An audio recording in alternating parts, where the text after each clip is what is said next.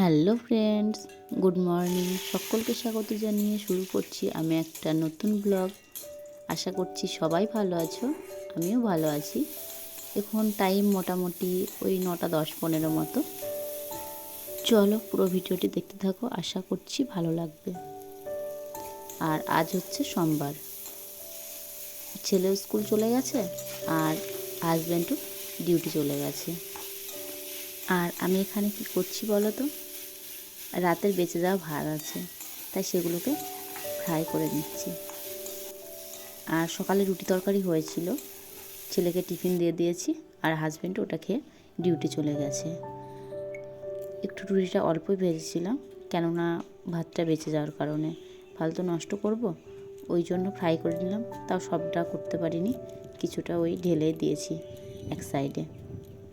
Fry করে তারপর দেখো চলে এসেছি গার্ডেনে জল ছেড়ে দিয়েছিলাম, তাই ওটাকে ঘোরাতে এসেছি। এক সাইড থেকে অন্য সাইডে ঘুরিয়ে দিচ্ছি।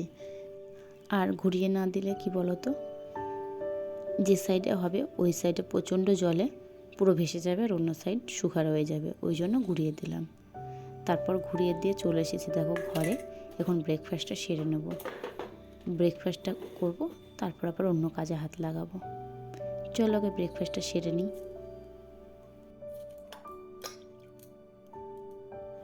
ব্রেকফাস্ট করে তারপর চলে এসেছি সবজিপাতি কাটতে, আর বসেও পড়েছি সবজিপাতি গুছিয়ে নিয়ে। এখানে দেখো টমেটোটা কাটছি, মোটামুটি সবজি অনেকটাই কাটা হয়ে গেছে, এখন টমেটোটাকে কাটছি। আর টমেটোগুলো কী করছি বলো তো, বীজগুলোকে সমস্ত বার করে ফেলে দিচ্ছি। আগে এরকমটা করতাম না, এখন করি। ওই যে বলে না, মানুষ ঠেকে শেখে। আর আগে আমি জানতামও না, যা বলবো। ওই পাস হওয়ার পর একজন বলল যে টমেটোর বীজ খেও না, টমেটোর বীজে পাথরটা বেশি হয়, ওই জন্য সেই থেকে বন্ধ করে দিয়েছি। এখন টমেটোটা সবজিতে দিলে বীজগুলোকে ফেলে দিই, দিয়ে টমেটোটা দিই। চলো এখন সবজিপাতিগুলো কাটাকুটি করে নিই।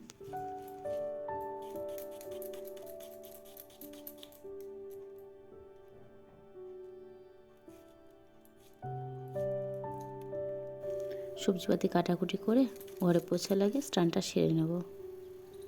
তারপর দেখো স্নান সেরে চলে এসেছি রোদে একটু বসবো, তারপর রান্নাটা বসাবো। যেহেতু সবজিপাতি কাটা আছে, কোনো টেনশন নেই। আর সত্যি কি আমি রোদে বসে আছি চুপচাপ? রোদে বসে বসে কী করছি বলো তো, এই কুশন কভারটা সেলাই করছি। আর এটাই হচ্ছে লাস্ট পিস, এটা হলেই ব্যাস হয়ে গেল। আর কেন জানি না, এই ঠান্ডাতে না করতে একদম মন চায় না, যার জন্য এতদিন পরে আছে। তারপর দেখো চলে এসেছি কিচেনে, রান্নাটা বসিয়েও দিয়েছি। আর এটা কি মাছ বলো তো, এটা হচ্ছে ফলুই মাছ। খেয়েছি বহুবার, কিন্তু আমি কখনো বানাইনি। আজ ফার্স্ট টাইম আমি বানাচ্ছি ফলুই মাছটা। আর দেখো দিকে পাঁপড়টা ভেজে নিয়েছি, আর কাঁচা টমেটো আলু পেঁয়াজ দিয়ে একটা সবজি হবে, ওটা কাটা আছে। আর ডালটাও দিকে সিদ্ধ বসিয়ে দিয়েছি। আর মাছটা দেখো এক সাইড করে হয়ে গেছে ভাজা, তাই উল্টে দিচ্ছি। এটাকে উল্টে পাল্টে ভেজে নেব। আর ফলুই মাছটা কি বলো তো, একটু লাল লাল করে ভাজতে হয়, কিন্তু অত কড়া করে ভাজতে নেই। আমার চ্যানেলে আরও একবার সকলকে জানাই স্বাগত। আর যারা আমার পুরানো বন্ধু আছে তাদের অসংখ্য ধন্যবাদ, আর যারা নতুন বন্ধু আছে তাদের স্বাগত। আর যারা এখনও আমার চ্যানেলটিকে সাবস্ক্রাইব করোনি, তাদের বলবো একটা সাবস্ক্রাইব করে আমার এই ছোট্ট পরিবারের সদস্য হয়ে যাও। আর ফলুই মাছটা রান্না করছি কালো জিরে ফোড়ন দিয়ে আলুর সাথে। আর ঝোলের সাথে আলুটা ভালো মতো সিদ্ধ হওয়ার পর দেখো মাছগুলোকে দিয়ে দিলাম। একটু ফুটে উঠলে এটাকে নামিয়ে নেব, যেহেতু ফলুই মাছটা নরম হয়, বেশিক্ষণ ফোটানো ঠিক না। আর এদিকে দেখো তোমাদের সাথে কথা বলতে বলতে রান্না প্রায় শেষের দিকে। এদিকে তোমার মাছের ঝোলটাও নেমে গেছে, আর ডালটাও ফুটছে, নামাবো। তারপর টমেটোটা করলে হয়ে যাবে রান্না। তারপর রান্নাবান্না কমপ্লিট হয়ে গেছে, কিন্তু বাসনপত্র ধোয়া মাজা হয়নি। তারপর আমি কি করছি দেখো, চলে এসেছি জুস বানাতে। অনেক দিন পর আজ জুস বানাচ্ছি। ওই মৌসুমি লেবু জুস বানাতে গিয়ে একবার হাতে লেগেছিলো, তারপর আর বানাইনি। আর আজ বানাচ্ছি। কিন্তু কিনুগুলো কি বলো তো, ওই মৌসুমির মতো তো শক্ত না, বেশ নরম। এটা বানাতে সেভাবে কষ্ট হচ্ছে না, তাই আজ জুসটা আমি বানিয়ে নিলাম। সেটাই আমি বলছি ওকে যে এবার আমি এগুলো পারবো। মৌসুমিটা যেমন পারতাম না, কিন্তু কিনুটা পারবো করতে।